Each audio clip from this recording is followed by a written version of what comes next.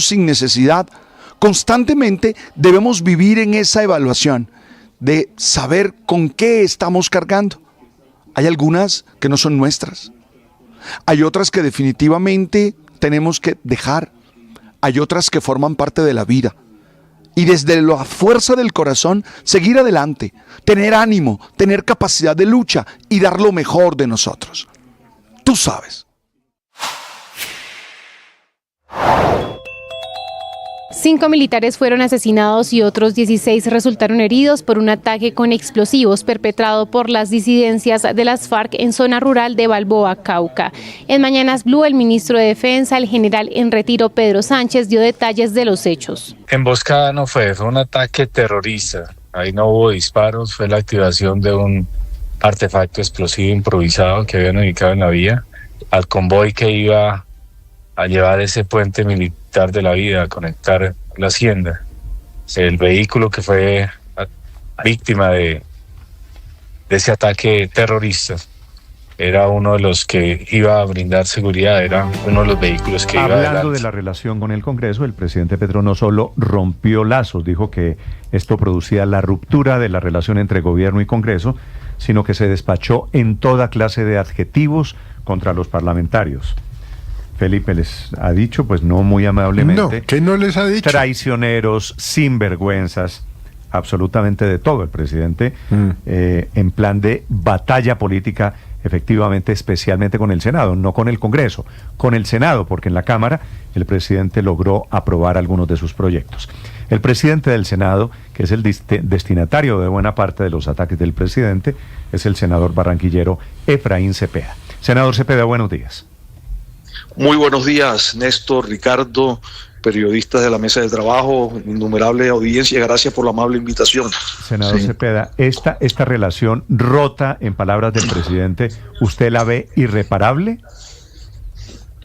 Bueno, yo quiero comenzar diciendo que lo único que no se traiciona son los principios. Si se actúa con los principios y los postulados de los partidos, pues estamos siendo coherentes. Aquí no puede hablarse de traiciones cuando lo que se trata es de imponer reformas pensando que el legislativo es un notario del ejecutivo.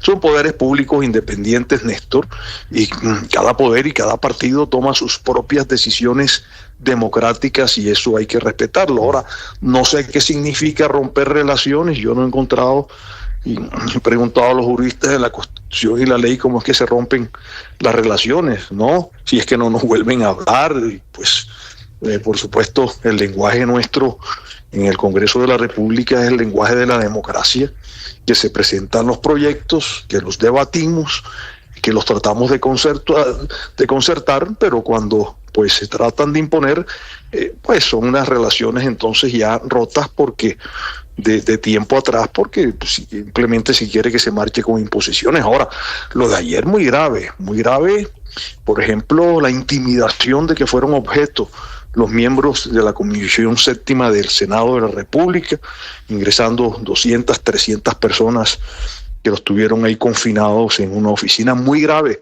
que el jefe del Estado con una voz habla de paz con los grupos guerrilleros, habla de paz con los grupos narcotraficantes, pero habla de violencia con el Senado de la República. Ese es un lenguaje peligroso que nadie puede comprender cómo Senador puede ser.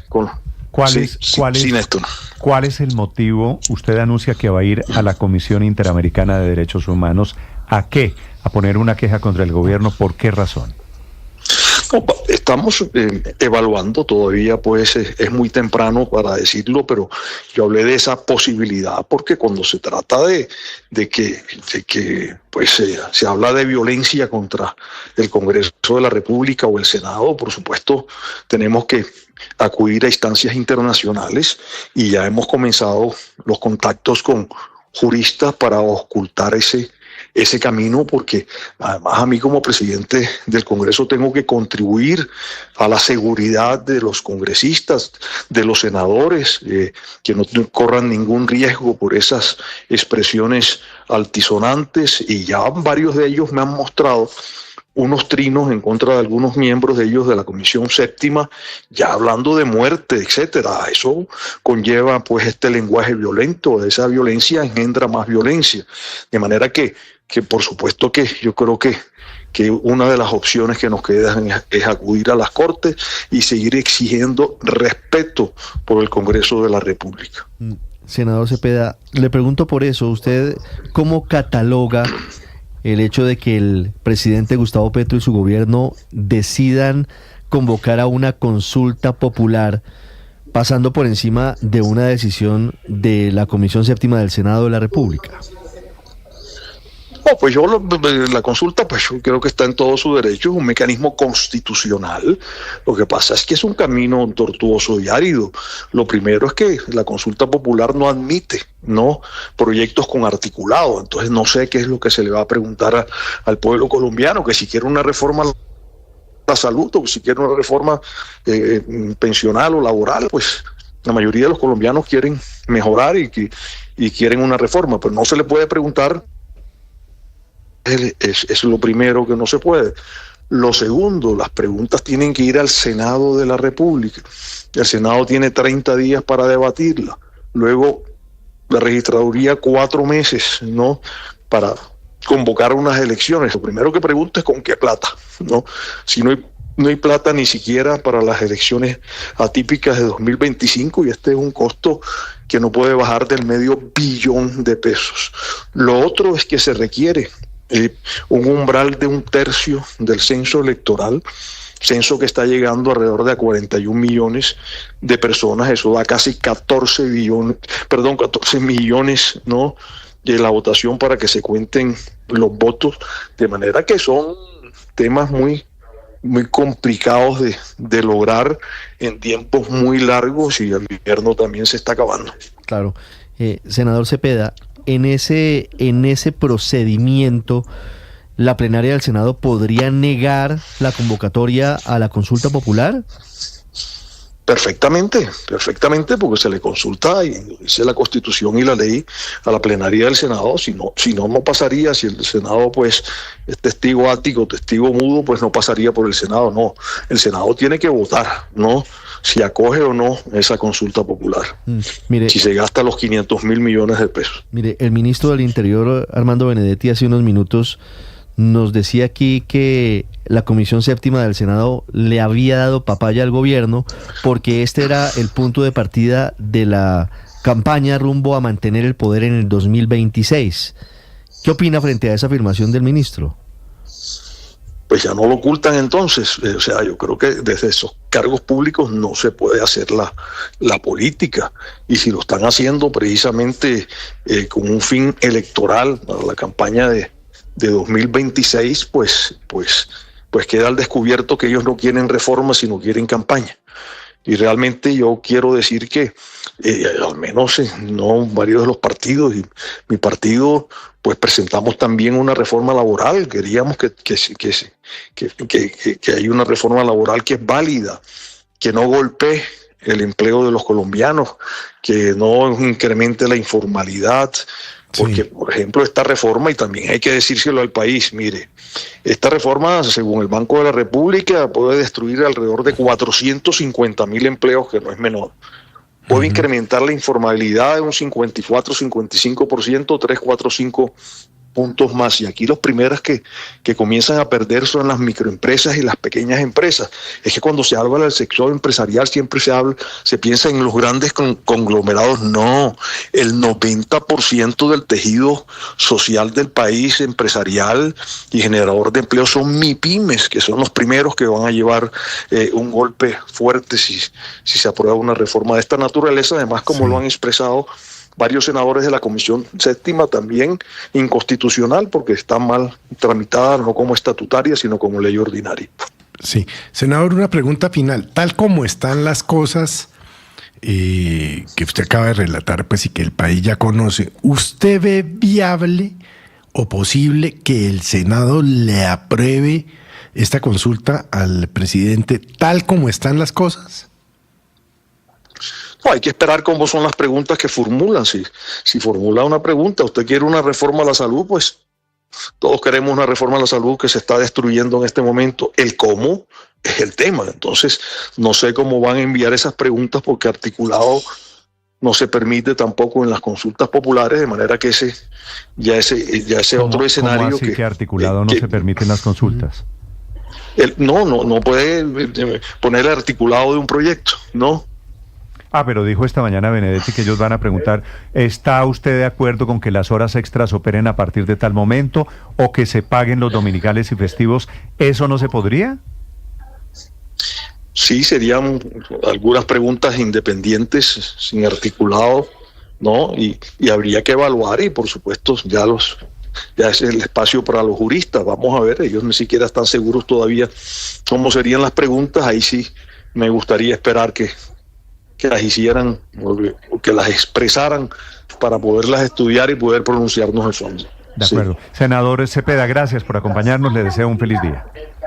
Mil gracias por la amable invitación. Chao. Muchas gracias. Gracias. 9:10. Felipe, es cierto, depende de la redacción de las preguntas. Ahí está la clave de todo el proceso de la consulta popular que quiere el gobierno, ¿no? Es diferente una pregunta con el anzuelo, por ejemplo, de las horas extras de los dominicales y festivos a una pregunta, ¿usted quiere una reforma laboral tal y como está planteada en el proyecto tal y tal? Sí, no, vuelvo y le digo, es que esto está en borrador todo, Néstor.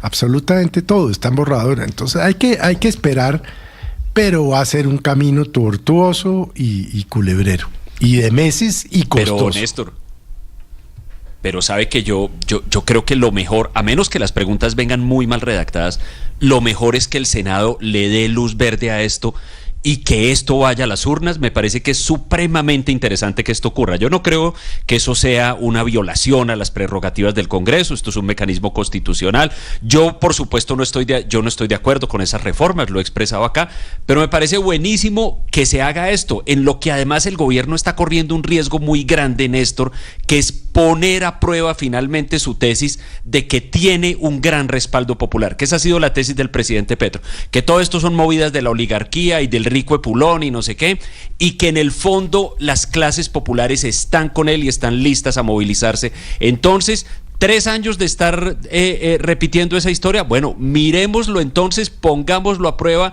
y como le digo, Néstor, a menos que las preguntas vengan muy mal redactadas, qué sé yo, de manera retórica, como que diga, usted quiere una reforma que convierta la salud en un derecho y no un negocio, digamos, si las preguntas están razonablemente bien redactadas, ojalá el Senado le dé a esto el visto bueno para que entonces nos midamos en las urnas o se mida el país en las urnas frente a estos temas. 9:12, padre, a propósito, lo cojo un poquito a quemarropa.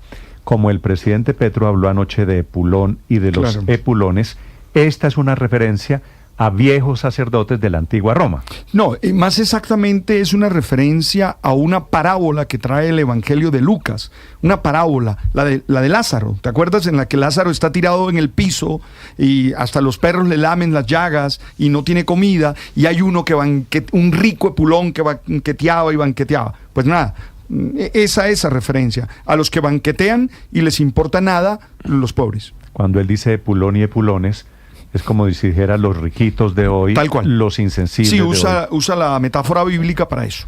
Pero además, ¿sabe por qué la utiliza? Porque el presidente se sintió traicionado por los cristianos, por las 2 congresistas cristianas, que fueron las 2 firmas de las que nos habló el ministro Benedetti, de Lorena Ríos y de Ana Paola Gudelo, que él creía que estaban con él. De hecho, lo que hemos podido averiguar es que la Dirección de Asuntos Religiosos de Mininterior había sido entregado como cuota para ellos, para estos grupos políticos, y cuando deciden apoyar el no a la reforma laboral, el presidente no solamente acude a las parábolas bíblicas, sino que les quita la burocracia en el ministerio. La parábola de Epulón, padre. Sí, eso es Lucas capítulo 16, 19 al 31. Pero lo que quieren es ricos contra pobres. Exactamente. Es eso, exactamente. Y Epulón es el rico, el rico que banquetea y tal, y va al infierno, ¿no? Y Lázaro es el que está ahí, el pobre que no tiene nada que comer, y va al cielo. O al seno. Miren la parte positiva, ya Arcadio Buendía se leyó también la Biblia. Ya no estamos la parte positiva. Ya no estamos, Felipe, en 100 años de soledad, sino lo de hoy es una parábola bíblica. Por eso, pero bueno, muy bien que Arcadio Buendía se haya leído el de Lucas 16, ¿no? En esto de las preguntas hay parte también del enredo. Yo oí a Benedetti bastante encascarado cuando le dijeron las preguntas. Y bueno, ¿cómo son las preguntas, Benedetti? No es una que tiene como unos anexos, pero es una con varias. Sí, es que la pregunta, como dice Andrés, ¿usted cree que la salud debe ser un derecho en un negocio? ¿O usted cree que el salario debe subir el 100%?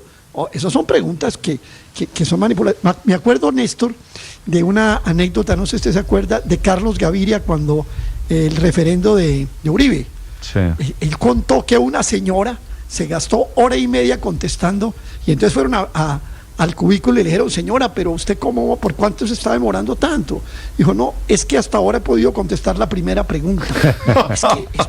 Sí, claro, Aurelio, mientras deciden las preguntas, esta mañana se está moviendo. ¿Se puede pedir una reforma constitucional ahí, Néstor? Están haciendo cuentas. No se puede. Okay. No está permitido. La ley prohíbe que haya reformas constitucionales vía consulta popular. Le termino la jugada en la que está Felipe esta mañana en el gobierno, que es muy importante.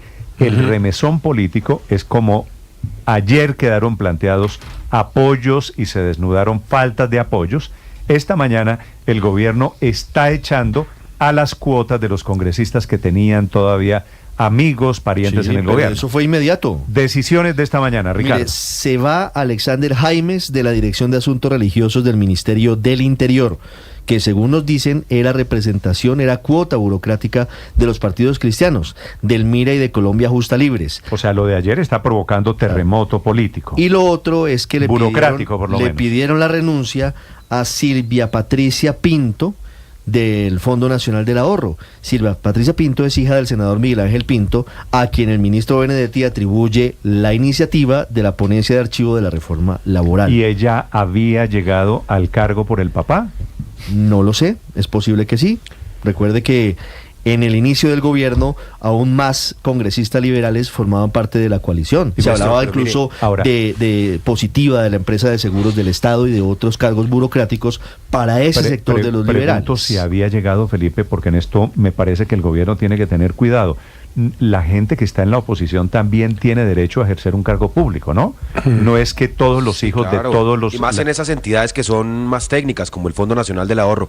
Pero hablando del senador Miguel Ángel Pinto, que como ha trascendido es quien lideró toda la proposición, a mí me sorprende que un senador liberal, yo entendería si es un senador del Centro Democrático, pero que un senador liberal promueva que... Que un senador liberal discrepe de usted. No, que un senador liberal no esté de acuerdo con que le paguen horas extra y recargos nocturnos a los trabajadores dominicales, pero bueno, de pronto, lo que sí creo que sí están haciendo cuentas alegres. Pero es que yo no creo que el Partido Liberal ha defendido esa reforma. Luis Ernesto, pero es que yo no creo que él esté en desacuerdo. Él está en desacuerdo es con la reforma del gobierno. Están pidiendo concertación y buscar otra reforma y no lo quiso el gobierno. Entonces no creo que sea adecuado decir que quien busca hundir la reforma porque no le considera que sea adecuada la del gobierno es porque está en contra de que se les pague mejor o haya ojalá entonces cambie de posición el senador ojalá entonces cambie de posición el senador Pinto, porque es que el mismo Partido Liberal ha promovido esta iniciativa. Usted también puede entender que hay gente que dice una reforma laboral que solamente protege y a hay unas personas que ya tienen trabajo. Que el tema de la formalización pone es importante. En riesgo, Luis Ernesto, si yo le digo para caricaturizar igual, ¿cómo es posible que usted, Luis Ernesto Gómez, que es economista, esté de acuerdo con una reforma laboral que destruye 500.000 trabajos en Colombia? Entonces, no destruye 500.000 trabajos en Colombia, eso es un sofisma. No así como no es dice el Banco de la República. Banco de la República. Así como no se Banco crearon. de la República. Es que, Luis Ernesto, es un estudio técnico con correlaciones, con argumentos. Uno de los firmantes, el hijo del exministro Bonilla de Hacienda. Es un estudio que no hay que... El estudio con gusto le respondo, entonces... A ver. Termina, Víctor, y le respondo la pregunta. No, que el estudio hay que tenerlo en cuenta y no hay que degradarlo de esa forma. Entonces, la respuesta. Había también muchos estudios que afirmaban que la ley 789, la que eliminó los recargos nocturnos, decidió que la noche comenzaba a las 10 de la noche, entonces los trabajadores solo hasta esa hora empezaban a devengar un recargo nocturno, eliminó los dominicales, decía que iba a crear decenas de miles de empleos y no ocurrió. Muy hábilmente. No ocurrió. Es que sí le estoy respondiendo la pregunta. Le estoy respondiendo la pregunta y le estoy diciendo que esos estudios que afirmaban que se iban a crear muchos empleos no se cumplieron, como lo ha demostrado otros estudios de la Universidad de los Andes. Para defender esta reforma laboral, ¿por qué no defiende a 500.000 personas que pueden perder su trabajo según el Banco de la República? Porque no lo van a perder, porque el hecho de que unos pocos trabajadores ganen una platica adicional los domingos. ¿Por qué no le creemos al estudio del Banco de la República, que es un estudio técnico? Lo cual lleva por una sencilla razón. A la perfecta conclusión de que cada uno cree lo que le conviene. ¿Es cierto? Entonces, ustedes creen el Banco de la República porque no coincide. No, pero es que es que voy a tratar de desarrollar la idea, si me lo permite. El Banco de la República tiene unos economistas que hacen un análisis totalmente legítimo que contradice análisis de otros economistas también muy respetables que consideran que la reforma laboral no destruye esos empleos. Hay opiniones de economistas, todos muy reputados, todos muy bien educados, todos con muchas maestrías y doctorados. ¿Por qué no le cree usted al Banco de la República? No es ningún cuentazo, Néstor. El cuentazo es que ustedes asumen que la única versión es esa. 500,000 el cuentazo es que ustedes asumen que la única versión es esa. 500,000 familias que pueden estar en riesgo y a usted le parece que esos 8 senadores sí le creen al Banco de la República. 12 millones de trabajadores. 12 millones de trabajadores. Pero además hay un punto en la ponencia de archivo que me parece los costos laborales 30, 40%, Luis Ernesto, eso no afecta a la generación de 12 millones de trabajadores que sí trabajan en estudios profundos. Hay un elemento importante. 12 millones de trabajadores, permítanme.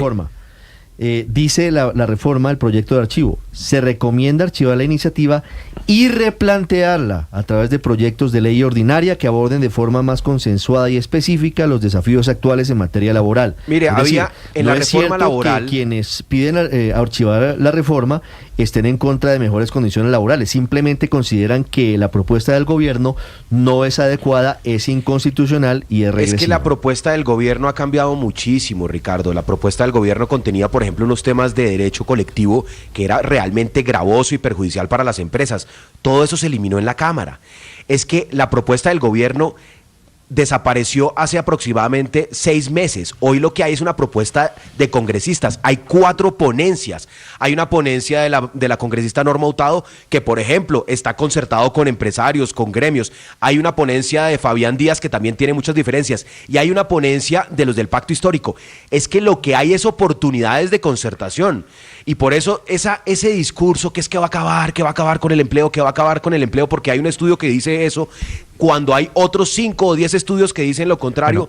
El centro de esta reforma, Néstor, Luis Ernesto, que no lo conozco todavía, hay donde dice que va a generar empleo. Mire, muéstreme uno de esos que usted tiene, muéstreme uno, le doy crédito con mucho gusto para ver cuál dice. No hay ninguno. No hay ninguno que vaya a generar empleo, porque entre otras cosas los autores dicen que no era para eso. Sí, lo dijeron, que esa reforma no es para eso. Claro. Lo dijeron abiertamente. Pero lo que dijeron es que era para mejorarle las condiciones a los trabajadores, y eso sí le va a mejorar las condiciones a unos trabajadores, eso sí no. Y va a hacer que se pierdan 500,000 empleos. Exacto, no crea, pero destruye. Y no hay ningún estudio del Banco de la República, hay un estudio de unos señores que trabajan en el Banco de la República. No es que la Junta Directiva del Banco de la República haya estudiado eso y haya adoptado eso como una recomendación. No, ponen a unos señores, pues estudien ustedes ahí y ellos hacen unas hipótesis y llegan a unas conclusiones, que de pronto son las mismas de los que dijeron que iban a... Pero no claro, son los mismos que dijeron que iban a cerrar, los mismos que dijeron, es que ustedes son los que están abusando del nombre del Banco de la República diciendo que ese es un estudio del Banco de la República cuando no es cierto. Entonces, por ejemplo, es como si mi opinión, fuera la de Blue Radio. Eso es igual que si mi opinión fuera la de Blue Radio. Eso es igual que si mi opinión fuera la de Blue Radio. No, mi opinión no es la de Blue Radio, mi opinión es la mía y la opinión de los señores los señores que firmaron el estudio es una opinión de ellos, Héctor, no institucional del Banco de la República. No es cierto, el informe lo prepararon, es cierto, unas personas, Víctor, entre otras cosas, el hijo, unos economistas, entre quienes estaban el hijo de quien era el ministro de Hacienda hasta hace apenas 3 meses. El doctor Bonilla Jr. Y ese estudio lleva el logo, lleva el aval del Banco de la República. Ahora, detrás de todos los estudios, por supuesto, hay unas personas, hay unos economistas, a diferencia de lo que pasa en Blue Radio, en donde usted habla a nombre suyo, a nombre propio. Ellos presentaron un informe elaborado, encargado, pagado por el Banco de la República, que es la precisión que... Pero además ellos argumentan que es inconveniente para Colombia. Primero, por el potencial destrucción de empleos, pero además porque fomenta la informalidad. Yo creo que el tema de la informalidad es central aquí, porque esa es la verdadera precarización laboral. Claro. 9:24 Y esa es la verdadera minutos. desigualdad. Pero es que además de esto son los expertos, María Consuelo, expertos en el mercado laboral del Banco de la República. Mire, O sea, leo una nota de portafolio del 16 de mayo de 2023 que dice lo siguiente: en medio de las discusiones en el Congreso en relación a las reformas a los sistemas de salud, pensión y laboral que radicó el gobierno de Gustavo Petro, el gerente del Banco de la República, Leonardo Villar, reiteró ante el legislativo el respaldo del emisor al reporte divulgado en días pasados por el Grupo de Análisis de Mercado Laboral, GAMLA, del emisor. Es decir, que el gerente del banco respalda el trabajo técnico de los empleados del banco. Que saludos del gerente del Banco de la República. Estás escuchando Blue Radio. 5 militares fueron asesinados y otros 16 resultaron heridos por un ataque con explosivos perpetrado por las disidencias de las FARC en zona rural de Balboa, Cauca.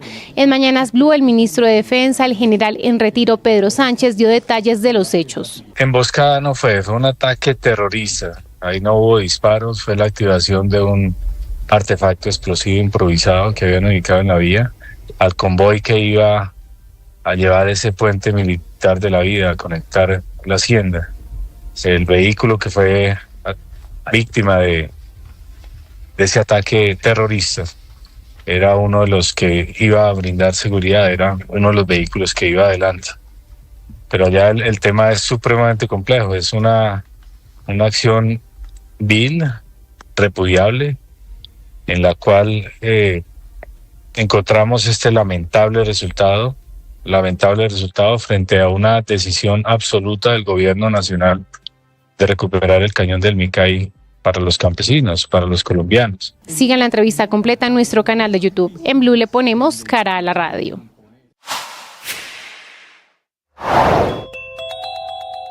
El presidente Petro se someterá a una consulta popular que es un camino arriesgadísimo para tramitar sus reformas. Podría ser un éxito o una gran derrota política, más probable lo segundo que el primero. El paso a seguir es que el presidente defina las preguntas de esa consulta, que deben ser sí o no. Las lleva al Senado de la República, vota la convocatoria a una consulta, el Senado de la República, va a la Corte Constitucional, que examina la constitucionalidad de todo el trámite y tendrá después 3 meses, ya estaremos en el segundo semestre de este año, para votar esa consulta, en la que deben participar la tercera parte del censo electoral. 9:27 minutos. Esta mañana sigue el trancón en la autopista norte, la entrada por cuenta de las inundaciones que hicieron crisis esta madrugada y que llevaron a muchos colegios de esos ubicados en el corredor norte de Bogotá a suspender las clases presenciales. Miles de niños están esta mañana en la virtualidad, producto de los aguaceros y de los trancones derivados de los aguaceros. Felipe García. Hola Néstor, sí señor, como usted menciona, continúa el eterno trancón entrando a Bogotá por la autopista norte por cuenta de estas inundaciones. La más grave es a la altura de la calle 222 sentido norte-sur, un tramo por el que solo pueden pasar los carros de carga pesada o las grandes camionetas. Los principales afectados, por supuesto, son todos los conductores que intentan entrar a la capital del país y a los que les toca hacer todo un retorno, una travesía desde el retorno de Vima, toman la calle 234 y luego la séptima hacia el sur, un tramo, Néstor, que hemos hecho un par de veces y no nos demoramos, hay que decir, más de 20 minutos en ese recorrido. Incluso hablamos con algunos conductores, pues que les ha tocado estar en ese trancón por al menos 2 horas, teniendo en cuenta que el ingreso a Bogotá es el más complicado, y esto nos contaron. ¿Qué tal el trancón? No, fatal. ¿Cuánto tiempo lleva? 2 horas y media. No han hecho nada, el alcalde no ha hecho nada por Bogotá, por nada. Sigue lo mismo, todo sigue lo mismo. Media hora me gasto, ahorita llevo casi 3 horas aquí en este trancón. Por favor, que nos dé solución aquí a Bogotá, porque no podemos. Que les dé solución, eso es lo que piden los conductores. ¿Por qué se están demorando, Néstor, estas 3 horas en este trancón? Porque el gran charco que está aquí en la 222 no deja pasar a los carros particulares, por ende tienen que hacer todo el retorno para devolverse por la autopista norte de sur a norte y meterse por la 234, y mientras todo esto ocurre, Néstor, pues se forma un embotellamiento que genera estos trancones en la autopista norte y por supuesto trancón que llega más se puede decir unos 4 kilómetros, Néstor, Néstor, y que complica aún más la movilidad en el norte de la capital del país. La lista de colegios que se han ido, o que se han unido más bien a la cancelación de clases presenciales se alargó, se unieron otras instituciones educativas, y le voy a leer el listado, ya lo habíamos mencionado algunos de ellos: el Victoria School, el Nogales, el Buckingham, también el Gimnasio del Norte, el Gimnasio La Montaña, el Gimnasio Gran Bretaña, el Gimnasio Nueva Escocia, el Gimnasio El Ontanar, el Gimnasio San Ángelo, el Colegio Bilingüe Richmond, el Colegio Nueva York, el Gimnasio Los Arrayanes y el Gimnasio Los Andes. Sigue complicado, como le menciono, el trancón aquí en este punto del norte de la ciudad. Felipe, entonces, trayecto sur-norte saliendo de Bogotá está bien, circula con normalidad. El problema y la vuelta y las 2 horas y media siguen siendo para quienes están entrando a Bogotá, ¿no? Sí, señor. Por ejemplo, si usted viene desde Cajicá, se encuentra el trancón desde varios kilómetros. Ya una vez usted llega al punto del charco donde está este gigantesco charco, usted tiene que tomar, si tiene un carro particular pequeño, tiene que tomar justamente ese retorno en Vima, devolverse en el sentido sur-norte hasta la calle 234, meterse y subir hasta la carrera séptima, y ahí sí coger otra vez hacia el sur, Néstor, y en todo ese tramo. Solo en el trancón se gasta 2 horas, y ya en el retorno de Vima hacia la carrera séptima hacia el sur, ya se gasta tipo unos 20 minutos, una media hora. Ahora, los que están saliendo sin problema tendrán que entrar en algún momento, y ahí viene el problema. Un caos esta mañana. Los que están entrando tienen complicaciones, Néstor. Sabe que me llama la atención el mensaje que publica esta mañana la exalcaldesa Claudia López a propósito de la inundación. Se lo voy a compartir. Dice ella: no hay derecho. La autopista norte otra vez inundada. Desde hace 3 años conseguimos los recursos, se contrató y llevamos 2 años esperando que la burocracia nacional apruebe la licencia. Este es un sablazo para la exministra de Ambiente, Susana Muhammad, porque acuérdese que se atraviesa. Y para el presidente Petro. Para iniciar las obras, continúa el trino, que elevan y amplían la autopista y restauran la conexión hídrica y el humedal. Ni hacen ni dejan hacer. Solo les queda tiempo para la corrupción y la politiquería. Esto viene acompañado, Néstor, de La Laguna. Un video recogiendo un video de Blue Radio donde se muestra, por supuesto, el río en el que está convertido esta mañana la autopista norte. Y en esta tiene razón, Felipe, la exalcaldesa López. Esto es cortesía del gobierno. De doña Susana Muhammad. Sí. Pero en general es el gobierno de Gustavo Petro, pues el que ha bloqueado todas las obras en Bogotá. Sí. Tengo mis dudas de que esto lo dejamos así hace no sé cuánto tiempo y tal. Tengo mis dudas, porque eso venía desde antes, desde mucho antes, ¿no? Eso venía de la época de Peñalosa. Felipe, conclusión. Que ha tenido trabas en los gobiernos. La autopista norte está bloqueada, como la séptima, como varias salidas de Bogotá, por falta de licencia ambiental. Son las 9:32 a.m. Aparece esta mañana quemado un peaje en el departamento del Huila. Se llama Laberinto, que está en construcción, Ruta 45, entre Obo y Gigante. Lo quemaron, ¿por qué razón? Silvia Lorena Artunduaga. Néstor, buenos días. De acuerdo con la información que se tiene, este peaje Laberinto, ubicado en la Ruta 45, fue vandalizado e incinerado por comunidades indígenas. Los hechos se registraron la madrugada de este miércoles, cuando un grupo de aproximadamente 100 indígenas llegaron hasta el lugar, que aún se encuentra en construcción, y le prendieron fuego a las instalaciones. Como consecuencia del ataque, se registraron daños estructurales en las casetas del peaje y afectaciones al sistema eléctrico. Esta es la declaración por parte del secretario de Gobierno del departamento, Juan Carlos Casalla Rivas, sobre este acto de vandalismo sobre el peaje Laberinto. Un grupo de personas pertenecientes a la comunidad indígena que se encontraba o se encuentra manifestándose en el sector del peaje ubicado en el cruce del municipio de Rivera, se desplazó hasta el lugar donde se está adelantando la construcción del peaje entre Obo y Gigante, en el sector Laberinto, en 2 chivas y 10 camionetas. Inmediatamente proceden en el lugar a prenderle fuego. Adicionalmente a esto, integrantes de estas comunidades se instalaron en el sector de la vía de la salida de Obo para impedir la acción oportuna de la policía, precisamente como reacción frente a esta situación. Pero además, el secretario de Gobierno del departamento ha señalado que esta situación había sido advertida precisamente ayer, en el último puesto de mando unificado realizado precisamente haciendo seguimiento al paro arrocero y a la minga indígena que está instalada desde el sábado anterior en el peaje Los Cauchos, y se solicitó a la policía y al ejército que se adoptaran las medidas para evitar cualquier tipo de actos de vandalismo, no solamente contra el peaje Los Cauchos, como les indico, están desde el sábado las comunidades indígenas, sino también contra el peaje Laberinto, que aún está en construcción. ¿Tienen alguna idea, Silvia, de quiénes son los responsables de este ataque? Néstor, lo que se tiene de información por parte de las autoridades y lo que se ha indicado es que son las comunidades indígenas que hacen parte del CRIU, que desde el sábado anterior se tomaron el peaje Los Cauchos, que es el que queda a la salida de Neiva hacia el sur del país, y ellos han indicado entre sus peticiones y exigencias al gobierno nacional, además del no cumplimiento de los acuerdos pactados, es la no instalación de más peajes para el departamento del Huila. Gracias, Silvia, desde el Huila, 9 de la mañana, 35 minutos. Y atención, hay problemas esta mañana también en la movilidad en el centro de Bogotá, producto de una protesta de estudiantes y sindicatos del SENA. Y tienen cerradas las estaciones de Transmilenio en Las Aguas y Museo del Oro en pleno centro de Bogotá. Una protesta y le metieron efectivamente muchas personas. 9:35 en el centro de Bogotá. Cristian Correa.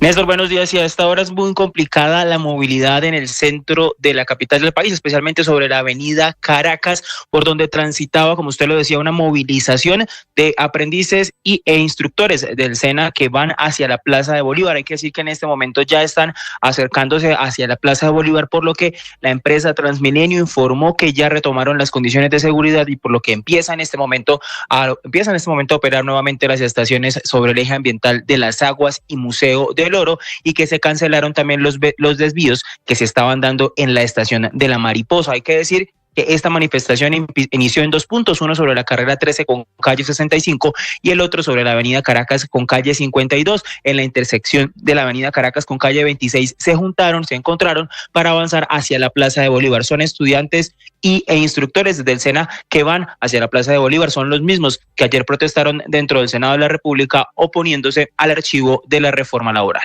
Estás escuchando Blue Radio.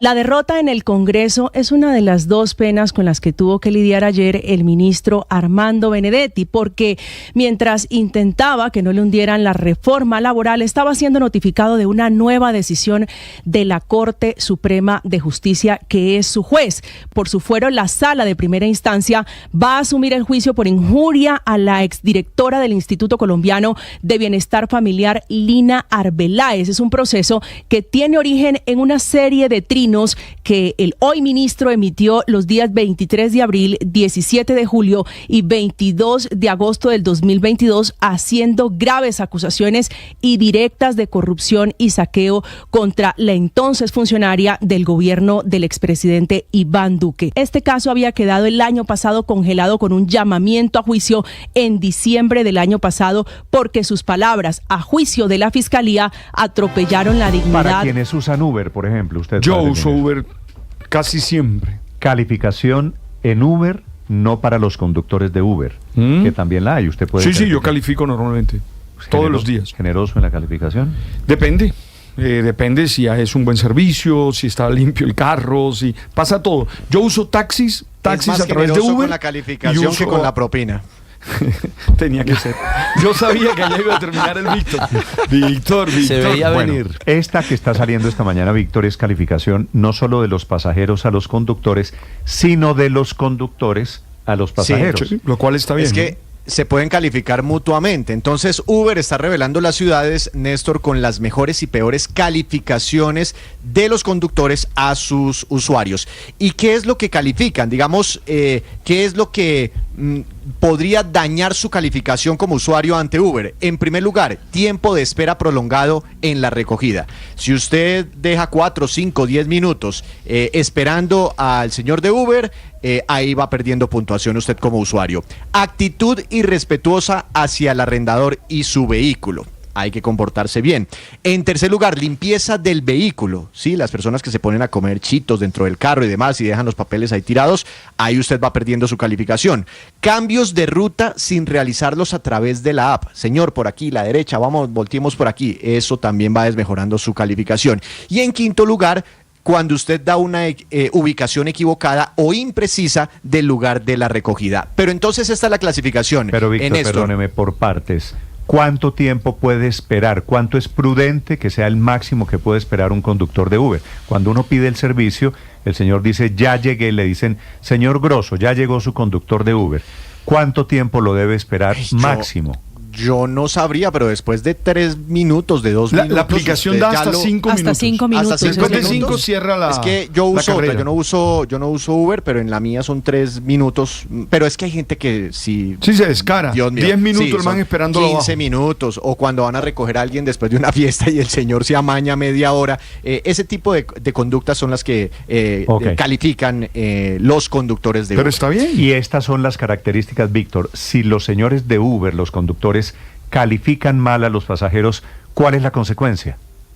Pues es posible, muy posible, aunque yo no lo sé, es muy posible que cuando usted vaya a pedir un servicio y el señor tenga la oportunidad de escoger entre 2 usuarios, la calificación entre Néstor, es que a usted le sale un promedio. sea la que prime. Sí, entonces el padre Linero tiene una buena calificación. Tiene 4.5, 4.8 que tengo. Tengo yo normalmente 4.8. Prefiero ir a recoger al padre Linero. Y Néstor tiene 3.1. Entonces el man que te va a coger dice, no, prefiero al Linero.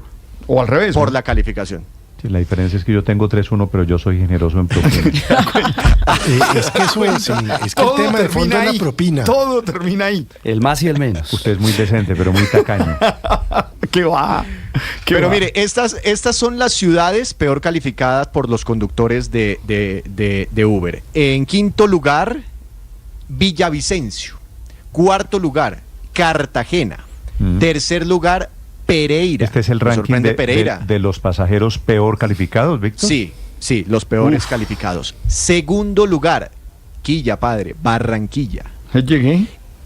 Y la ciudad peor calificada, como dicen es en Bogotá. Medusa. No, Medusa me tiene aburrido. 3 caribañolas, llegué, 3 caribañolas. Llegué, cariñame, ¿cómo estás tú? Nos vamos a trabajar, tráeme ahí. ¿Y no hablan así? No es cierto, ¿No dicen cariñame nunca? No. Algunas veces muy puntual. En Tú tranqui que yo kilo. Uy, papi, qué paletas. En Medusa he oído, padre, que los barranquilleros dicen culo de Uber. ¿Qué te parece eso? Eso no es cierto, ¿no? No, diría. Porque son cosas. Comida ese bacana. adjetivo es para cosas, no para... Son para temas puntuales, es como el ajá. No, encaja. Es que... Bueno, cierro el paréntesis. Vuelvo a preguntar. No, Medusa es allá un tema de... No, yo es que quiero preguntar en Uber. ¿Por qué terminamos hablando de Medusa? Ajá, porque Barranquilla está en el segundo lugar. Bueno, primer lugar, la peor Víctor. calificada es Bogotá. La peor calificada es Pero por la Bogotá. cantidad de usuarios, seguramente. Sin duda. Y las mejores calificadas, donde la mejor... la gente pero el se comporta servicio bien. ha bajado, Néstor. Perdón, a ver, no por partes, Ricardo. Yo sí creo eso. Los voy atendiendo de a uno. El servicio ha bajado mucho. Bogotá, claro que es la primera en todo, pues por el número. Por la cantidad Pero de Bogotá usuarios. también es una ciudad, hay que reconocerlo, muy hostil. Claro. Muy grosera. Y cuando hay Totalmente. groserías, Es verdad. Felipe, esto no es solo de los conductores a los pasajeros. No, es de todos. Esta es también una de los ciudad pasajeros a los hostil e conductores. inhóspita. Es verdad. Totalmente. Es verdad. Entonces en Bogotá, rajados. Pero de chévere acuerdo. vivir aquí. Merecidamente rajados. Y ahora, ¿qué decir? No, le decía que el servicio sí ha bajado. El de Uber. El de Uber. Se los digo yo que casi lo uso 2 veces diario. Yo cojo taxi por Uber, que a veces me saca la piedra.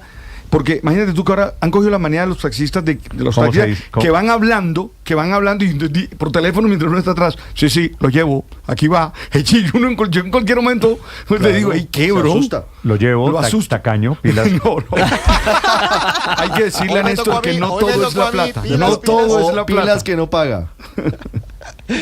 Hablan de usted delante de usted. Pero Claro, si es que a usted yo no lo sé re- si de uno. Pero es que usted es una Pero es que a celebridad. usted lo reconocen, padre. No, pero yo no estoy hablando que sea es que es probable que sean clave, es probable que esten hablando de otra cosa, pero queda uno como medio asustado, ¿no? Y que llevo el paquete aquí. Pero es que, Y sí. Alberto José, usted tiene que reconocer que cuando a usted le dieron la expensa, el único voto que le dijeron que tenía que seguir guardando era el de pobreza, ¿no? Sí, es verdad. No, él se los voló todos, se voló el de Castilla y todo de ahí en adelante. No, todos los otros podía darlo, pero el de pobreza tenía que cumplirlo. Y no lo veo como. Oiga, se nota que el Aurelio lee esas cosas. Se nota 9 de la mañana. No, eso es rápido. Las ciudades con mejor comportamiento. Las ciudades con mejor comportamiento. Quinto lugar, Medellín. Cuarto lugar, Cali. Tercer lugar, Bucaramanga. Segundo lugar, Armenia. Y la ciudad con los usuarios de Uber con mejor comportamiento, Tunja. Muy amable la gente de Tunja. Pero si ve que es por volumen.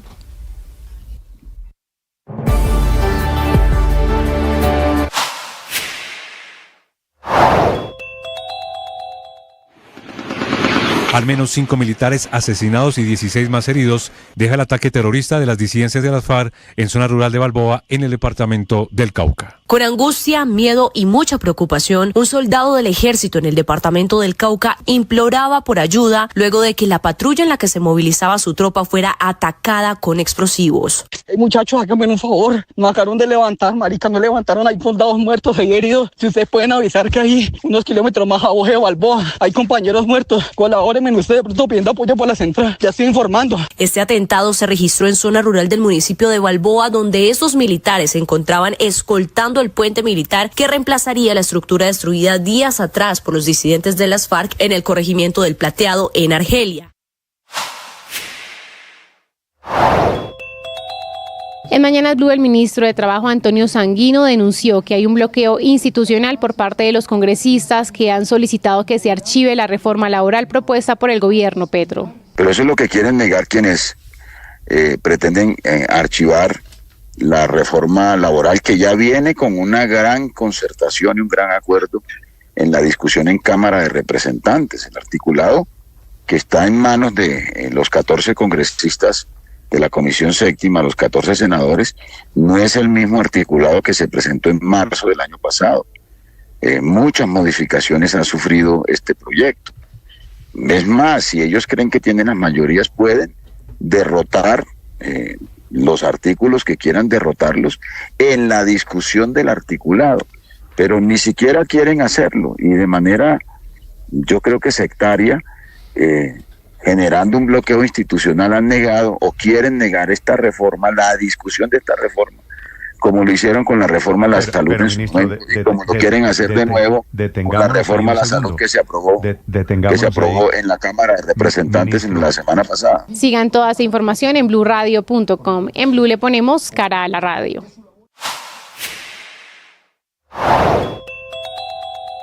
Escala la pelea entre el presidente Gustavo Petro y el alcalde de Medellín, Federico Gutiérrez, y entre el ministro de Minas y el Grupo Empresas Públicas de Medellín, conglomerado esta mañana bajo lupa y bajo la inspección de la Superintendencia de Servicios Públicos Domiciliarios por orden directa y expresa del ministro de Minas, Edwin Palma, quien después del embargo judicial a las cuentas de la Nación que hizo el Grupo EPM toma esta decisión, y que además recordemos que es un embargo que hace EPM ante la falta de pago en los subsidios de energía de los estratos 1, 2 y 3, 12 millones de hogares en todo el país, a los que el gobierno tiene por ley la obligación de pagarles y de cubrirles el 80% de la factura de luz, según se lo ordena la propia Constitución Nacional y de manera muy expresa la Ley 142 de Servicios Públicos Domiciliarios. Unos subsidios que el gobierno Petro no está pagando, a pesar de asegurar que ya ha girado el 85% de la plata, pero cuya mora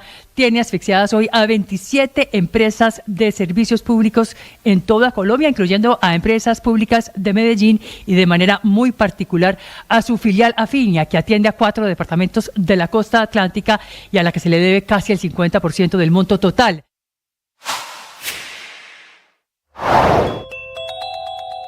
Una consulta popular del presidente Petro que intenta ser la respuesta de callejera a la decisión de 8 congresistas que legítimamente más que radio. Está entregando esta mañana detalles políticos de sus planes el propio presidente Petro, que trina sobre 4 temas diferentes: desde la Casa de Nariño. Camila Carvajal. Sí, señor, Néstor, ya son 5 los trinos del mandatario colombiano esta mañana. El primero tiene que ver con el asesinato de los militares en el Cauca. El segundo tiene que ver con las inundaciones en Bogotá, esas en la autopista norte. Primero le dio retweet a la exministra Susana Muhammad, que escribe: los humedales se metieron a la ciudad, y luego le responde el presidente Petro al alcalde de Bogotá, Carlos Fernando Galán: mientras la lluvia cae, el racionamiento se mantiene. ¿Saben por qué? Porque eliminaron hace 10 años el decreto que obligaba a recoger el agua lluvia y usarla en las residencias. Y el presidente Petro está hablando también, Néstor, de su camino político, de la consulta esa que anunció ayer. Primero lo hace diciendo que las reformas progresistas que su gobierno ha presentado no destruyen seres humanos, sino que dignifican el trabajo, la salud y que impiden que se roben los recursos. Pero el trino más extenso del presidente Petro esta mañana es respondiendo a Catherine Miranda, ella que habló de la consulta popular. Ella escribió: la trampa del gobierno tiene nombre propio, consulta popular. Y entonces responde el presidente Petro: una consulta popular solo se aprueba si casi 13 millones de personas la aprueban, similar a la que usted, refiriéndose a Miranda, y Claudia, refiriéndose a Claudia López, hicieron. Es así, con engaños, pues solo tenía medidas inocuas contra la corrupción y solo era para hacerse famosas. Hoy las medidas que pedimos votar son taxativas y diáfanas en beneficio del pueblo trabajador y no en beneficio mío. Que el joven reciba salario desde su primer día, que la mujer en menstruación tenga licencia laboral, que la madre comunitaria sea empleada pública, que los médicos residentes reciban salario del sistema de salud, que todos los trabajadores reciban más salarios si trabajan en horas extras y festivos. Termina el mensaje el presidente: que la jornada laboral termine a las 6 de la tarde. Oiga bien, fíjese usted, que el día termine a las 6 de la tarde. ¿Acaso eso es un engaño? Que en grandes empresas pueda haber un solo sindicato que defienda a los trabajadores. ¿A qué hora el claudismo se convirtió en enemigo de los pueblos? ¿Acaso cuando junto a Duque permitieron matar jóvenes? El Ministerio de Trabajo, su propio compañero de partido, hoy ministro, tiene la responsabilidad de elaborar el texto, que cuanto antes será presentado al Senado de la República, finaliza el presidente de la República. Estás escuchando Blue Radio.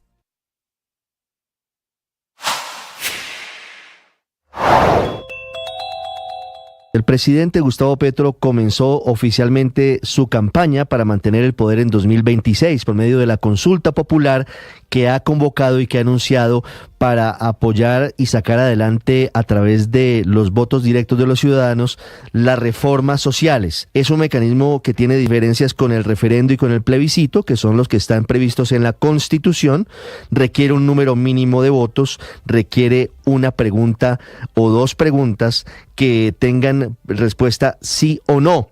La ley 132 de 1994, que es la que regula este mecanismo, es muy clara en señalar que no pueden adelantarse reformas a la Constitución del 91 a través de este mecanismo, y hay un punto que es clave y que habrá que mirar en detalle: no se pueden someter en consultas populares los articulados de proyectos de ley. No lo dice en ese sentido, pero dice: no se podrá adelantar ningún tipo de consulta que tenga que ver precisamente con asuntos de esa índole. Dice, por ejemplo, en la consulta popular de carácter nacional tendrá que darse que no habrá convocatoria a una asamblea constituyente, ni podrá ser objeto de consulta popular proyectos de articulado.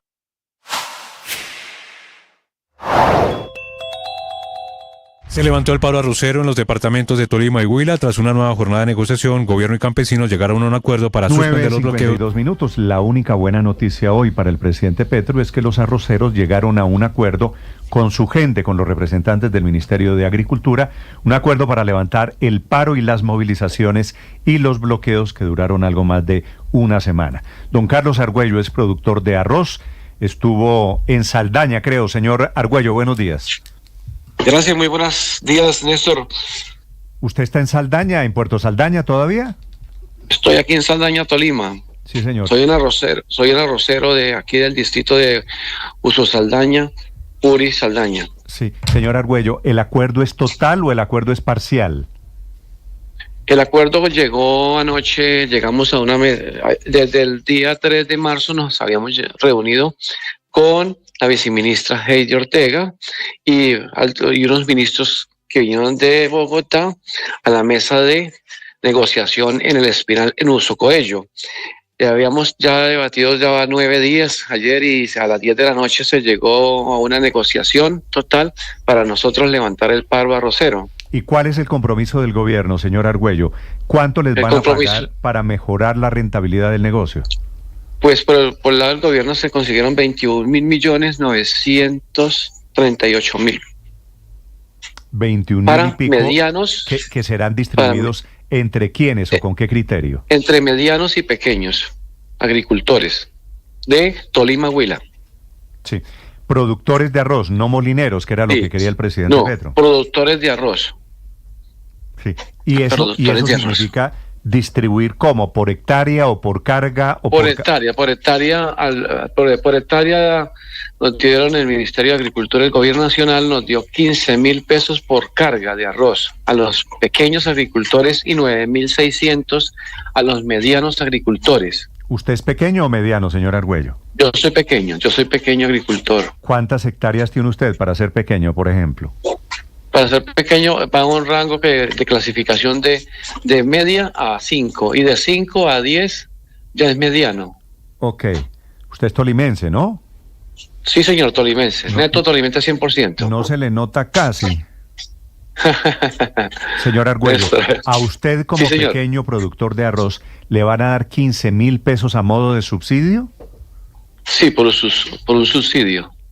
Ya no llega como subsidio al almacenamiento de los molineros, sino que llega directamente, eso lo va a manejar por medio del Banco Agrario, supuestamente, la Bolsa Mercantil.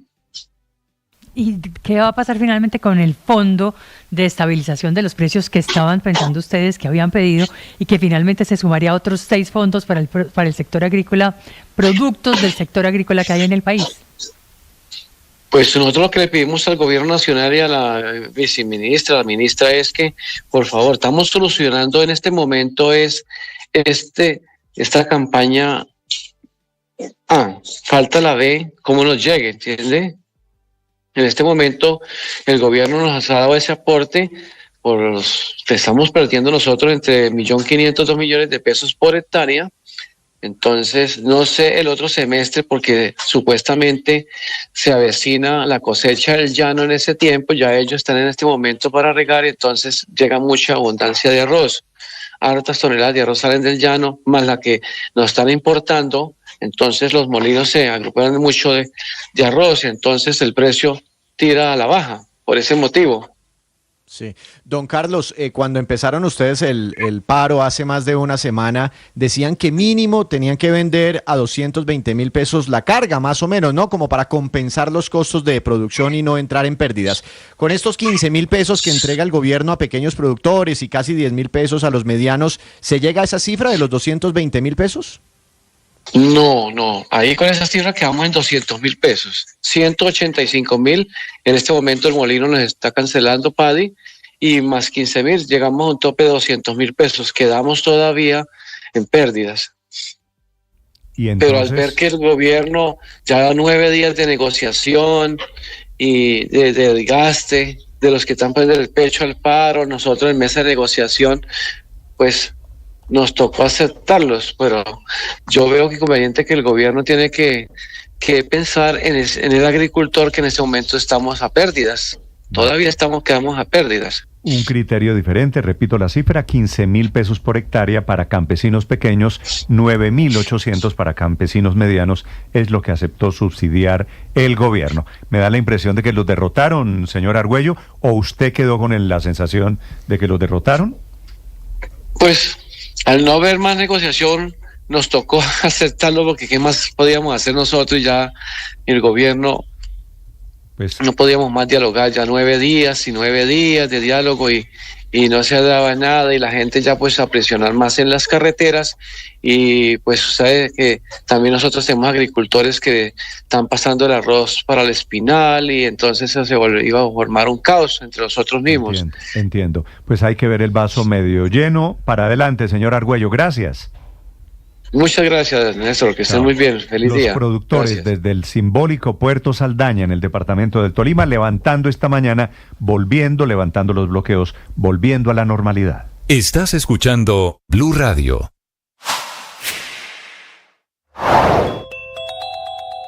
El presidente Petro incluyó el futuro de la reforma a la salud en su consulta popular, a la que ya convocó, porque todos en el gobierno saben que esa reforma, que apenas la semana pasada logró la aprobación en el segundo debate en la Cámara de Representantes, de los 4 que necesita para salir adelante en el Congreso, va a correr la misma suerte de la reforma laboral apenas llegue a la Comisión Séptima de Senado. Los senadores que radicaron la ponencia de archivo de la reforma laboral ayer son los mismos a los que llega por segunda vez la reforma a la salud, que deberá tener un tercer debate en comisión antes de llegar a la plenaria de Senado. Y ojo, porque es la misma Comisión Séptima la que el 4 de marzo de 2024... 9 de la mañana, 59 minutos. A esta hora la información deportiva con TCC en Mañanas Blue.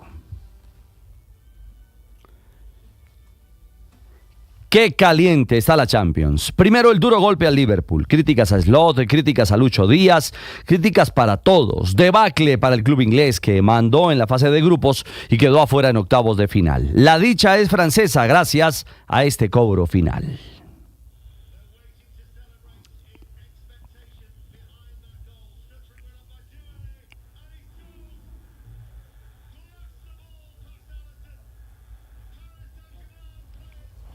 Fueron miles de aficionados parisinos que llegaron a Liverpool, una serie que ganó el PSG y que mete al equipo de Luis Enrique entre los 8 mejores de la Liga de Campeones. Evidentemente una sensación de alegría, de satisfacción, y es realmente difícil analizar ahora el partido porque las emociones están al 100%, pero claramente creo que es un momento importante para nosotros, para los jugadores, el equipo y nuestros aficionados, especialmente los 3.000 o 4.000 que vinieron hoy aquí. Junto al PSG tiene etiquete a cuartos de final el Barcelona de España.